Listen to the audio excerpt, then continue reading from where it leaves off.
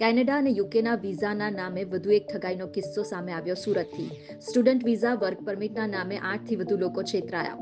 20.66 લાખથી વધુની રકમ ખંખેરી લઈ વિઝા ઓફિસના સંચાલકો થયા ફરાર.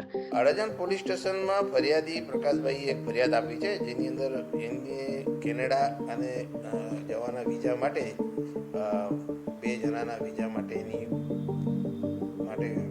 એમને એપ્લાય કર્યું હતું ને એનામાં આ કામના આરોપી હોય એના પાસેથી 20 લાખથી